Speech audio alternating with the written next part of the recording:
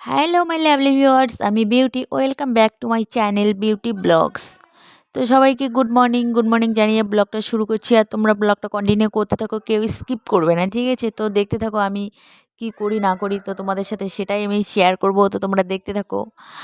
আর সকালে উঠে মানে আজকে মানে প্রচণ্ড ঠান্ডা, এখন তো খুব ঠান্ডা পড়ে গেছে। আর মানে কি বলবো, মেঝেটা যে এত ঠান্ডা, তো ভেবেছিলাম যে বাজারে যাব, গিয়ে একটা কার্পেট কিনে নিয়ে আসবো মেঝেতে পারার জন্য। তো যাই হোক, এখন হচ্ছে না এই মাসে আমার।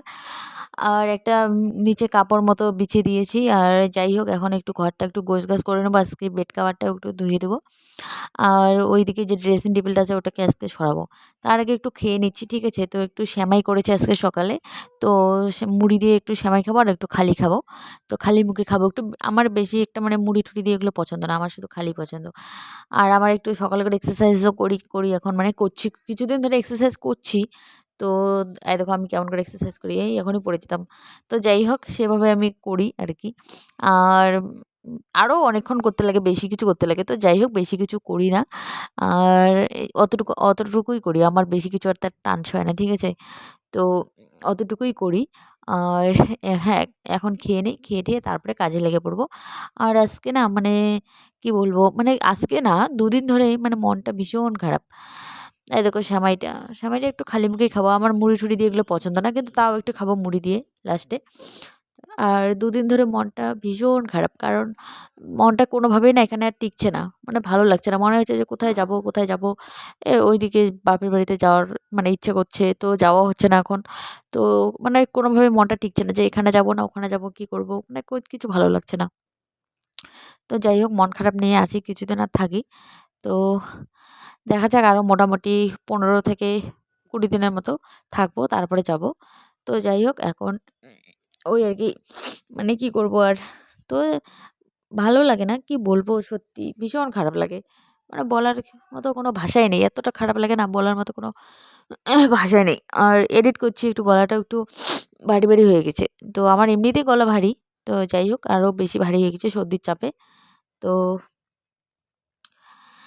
দেখতে থাকো, এখন একটু করি, কাজবাজ করে নিয়ে তারপরে দেখি কি করি সারাদিনে। আর সারাদিনে কে বা একটু ক্যামেরা ধরে দেবে, কাকে বা বলবো, কে একটু দিবে, মানে ওই লোকটাও নেই। তো যাই হোক, ওই আর বাইরে যে স্ট্যান্ড লাগিয়ে যে করবো, কিন্তু বাড়িতে যত লোক, আবার কে কি বলবে, কে কি ভাববে, মানে এক একজন লোক এক এক মতো, মানে মানে কি বলবো এইসব, মানে খুব মানে করা মানে খুব চাপ। তার জন্যই করি না, ঠিক আছে? বাইরে স্ট্যান্ড লাগিয়ে আমি করতে পারি। স্ট্যান্ডে লাগিয়ে দিলাম, কোনো কাজ করছি তো ওটা ক্যাপচার করতে পারি, করতে পারি। কিন্তু সারাদিনে তো অনেক কাজ করতে হয়, কিন্তু কোনো কিছুই করতে পারি না। এই যে এইটার কারণেই, যে স্ট্যান্ডটা বাইরে বের করব, কে কি বলবে, কি মানুষের যে, আবার গ্রামের লোক তো জানোই, যে নানান লোকে নানান কথা বলে। তার মধ্যে বাড়িতে যত লোক, মানে বলার কোনো ভাষাই নেই। তো যাই হোক, সে ভয়ে আর করি না, কারণ জানি আমি ভালো করে।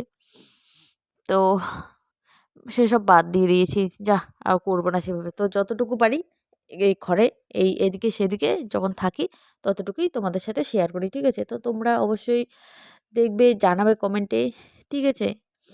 তো ওইটাই আর কি প্রবলেম। মানে কি বলবো? বলার কোনো ভাষা নেই। অনেক কিছুই বলার আছে, কিন্তু বলার ভাষা নেই।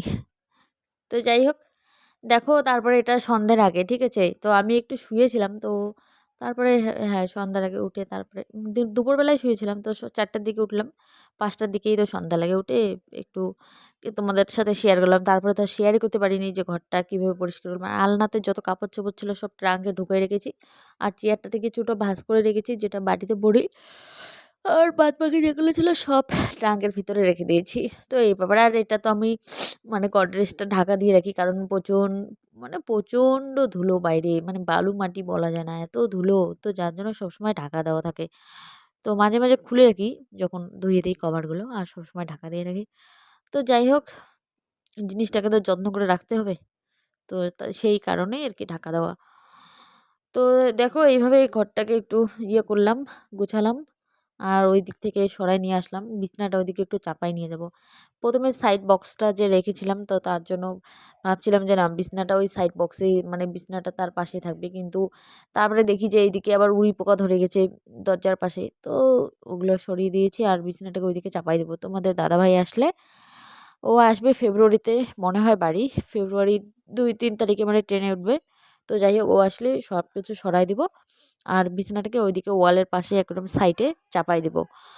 আর যতদিন না একটা স্ট্যান্ডার্ড আমার ঘর হচ্ছে, ততদিন আমার এইভাবেই থাকতে লাগবে। একটা স্ট্যান্ডার্ড বাড়ি যে কবে বানাইতে পারবো, স্ট্যান্ডার্ড ঘর কি জানি ইচ্ছে আছে একটা স্ট্যান্ডার্ড ঘর বানানোর। তো যাই হোক দেখা যাক সামর্থ্যর মধ্যে হয় কি না সব কিছু। যদি হয় তো একটা স্ট্যান্ডার্ড ঘর বানাইতেই হবে আমাকে, না হলে হবে না।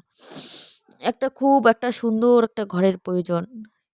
তো তার জন্য আর আমি সেভাবে গোছগাছ কিছু করি না, কোনো কিছু সাজায়-টাজায় রাখি না। তো যাই হোক মন মতো না হলে কি আর সবকিছু হয়? তো যাই হোক আজকে এই পর্যন্ত, আর বেশি কিছু হবে না। আর নিয়ে যেতে পারলাম না। তো অবশ্যই জানাবে কমেন্টে, লাইক করবে, কমেন্ট করবে। আর চ্যানেলে যদি তোমরা নতুন হয়ে থাকো, কেউ যদি আমার ভিডিওটা দেখে থাকো, প্লিজ চ্যানেলটা সাবস্ক্রাইব করে দেবে, ঠিক আছে? সাবস্ক্রাইব করে আমার পাশে থাকবে প্লিজ।